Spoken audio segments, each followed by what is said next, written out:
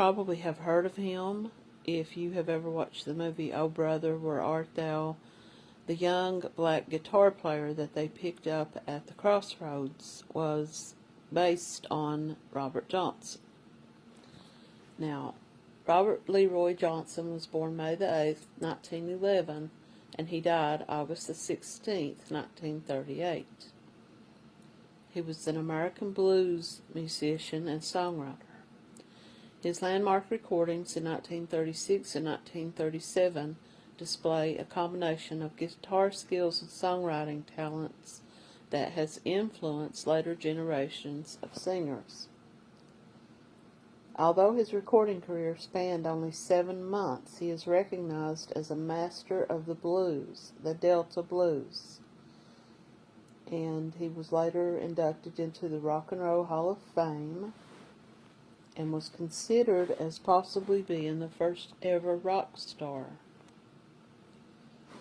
He was born in Mississippi, and he died in Mississippi at the age of 27.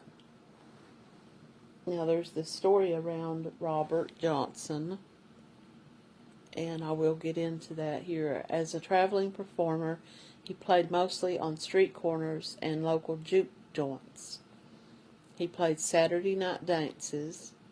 He had very little commercial success or public recognition in his lifetime. He participated in only 2 recording sessions, one in San Antonio in 1936 and one in Dallas, Texas in 1937. He produced 29 distinct songs.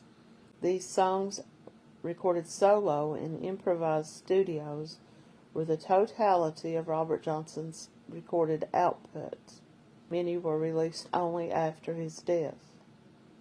Other than these recordings, very little was known about him during his lifetime, outside of his small musical circle in the Mississippi Delta. But much has been made of his story by researchers. Johnson's poorly documented life and death have given rise to a legend.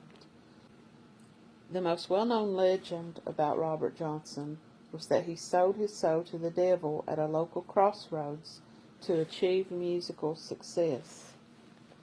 So like I said, the character in Oh Brother, Where Art Thou also told the men that picked him up that he had sold his soul to the devil. So this was based on Robert Johnson's story. Robert Johnson had a small, influential following during his lifetime and 2 decades after his death. In late 1938, John Hammond sought him out for a concert at Carnegie Hall, only to discover that Robert Johnson had died. Brunswick Records, who owned 2 of the original recordings that was later bought by Columbia Records, went to Mississippi in 1941 to record Johnson, also not knowing of his death. It is widely credited with finally bringing Johnson's work to a wider audience. They put together a collection of his recordings called The King of the Delta Blues, and this was widely credited with finally giving his work a wider audience. According to the legend, as a young man living on a plantation in rural Mississippi, Johnson had a tremendous desire to become a great blues musician. One of the legends told that Johnson was instructed to take his guitar to a crossroads near Dockery Plantation at midnight. There he was met by a large black man who turned out to be the devil. The devil took the guitar and tuned it. The devil played a few songs and then returned the guitar to Johnson, giving him the mastery of the instrument. The story of the deal with the devil at the crossroads is a legend, and in exchange for his soul, Johnson was able to create the blues for which he became famous.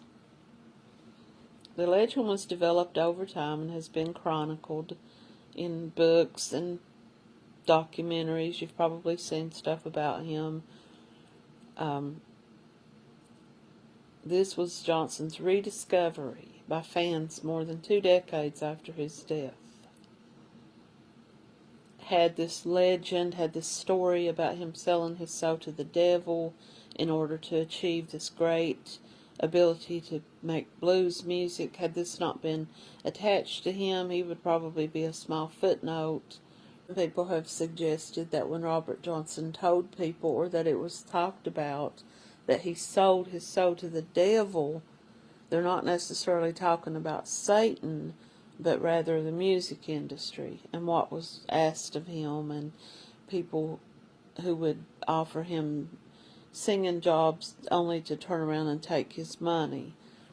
And they were speaking as the devil as a metaphor of the music industry and how it tries to control the singers and the songwriters.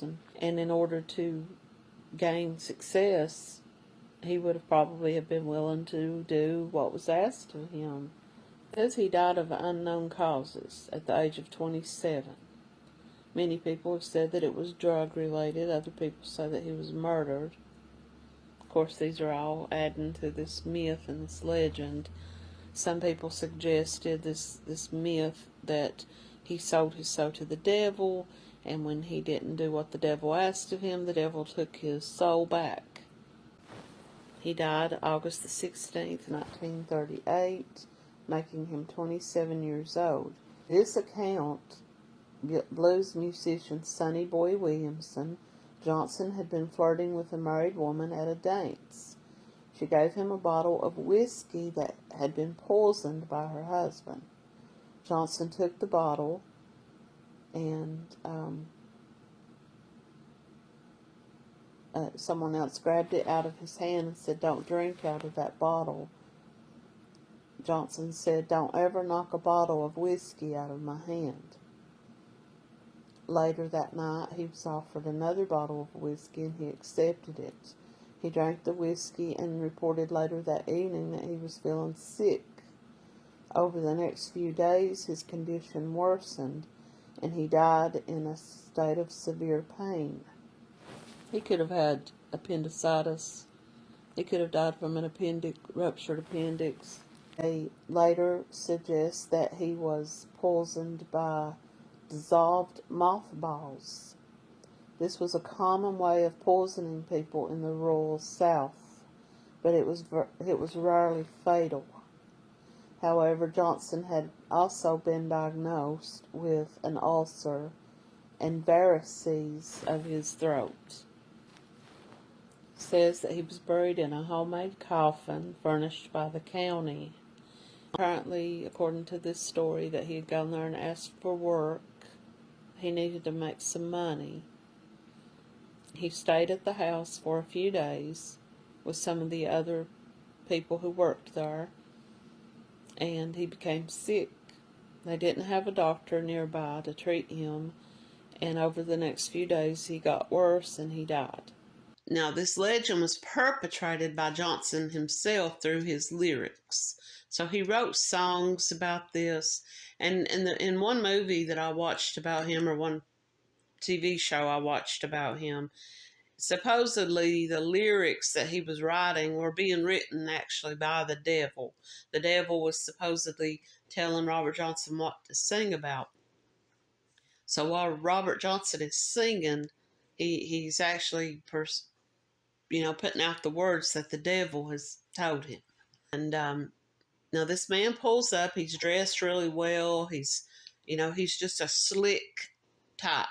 Now keep that in mind as well for just a minute. Now the man implied to be the devil. He tuned his guitar and he gave it back to Robert Johnson.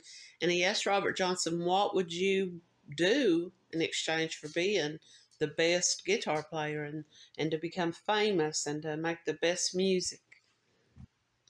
This one man who knew him prior to him becoming famous said that he was just your average guitar player. He wasn't no standout, and nobody was really like running to seek him out. Now, another theory is that he took up with and began to play music with this other man named Ike Zimmerman. Now, he was a better guitar player, and it was said that he taught Robert Johnson a lot of chords, practiced with him, taught him how to become a better guitar player, and that is the logical explanation. The legend has been explored throughout documentaries and films and books and even in songs throughout the history.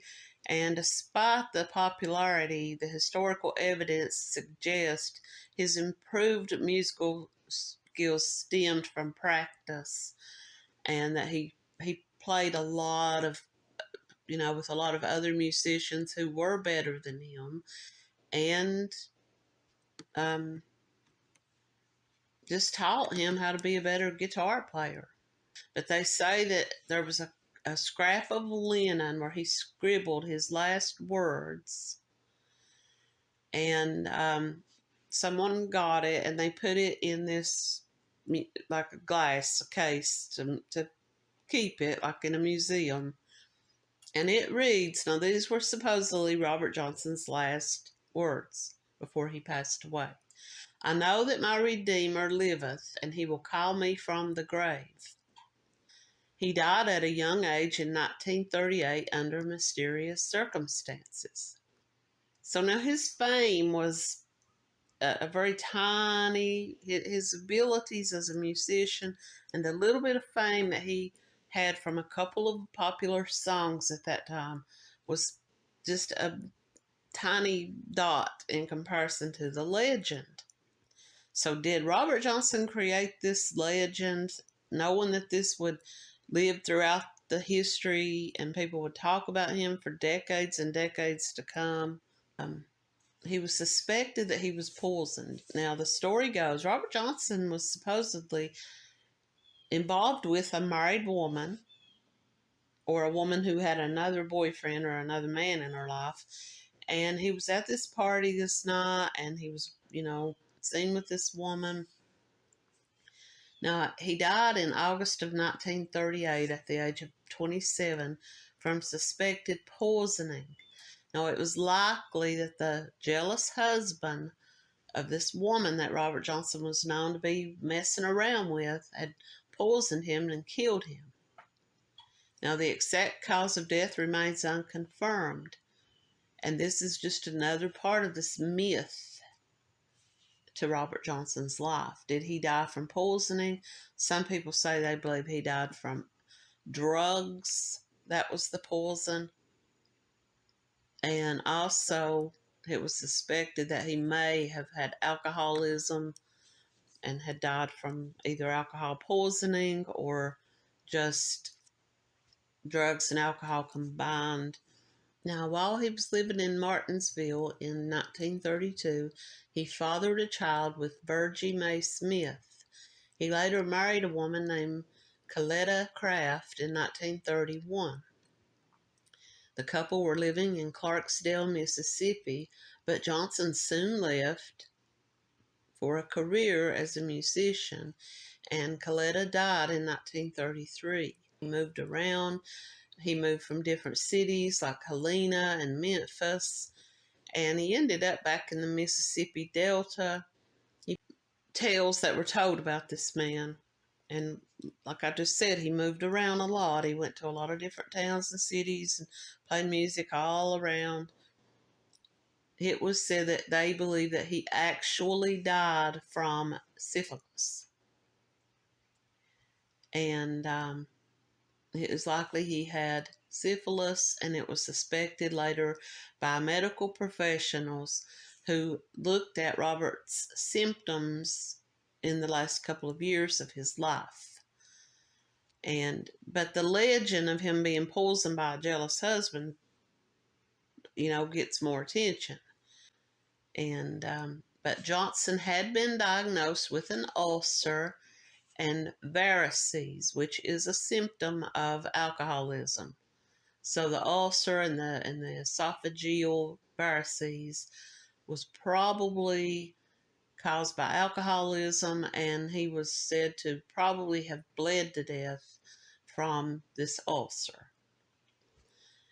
You can look Robert Johnson up. You will find hundreds of stories and videos about him. Now, in his music, he includes references to the devil and the crossroads. Just like to remind everybody, if you haven't already, to please like the video and subscribe to the channel.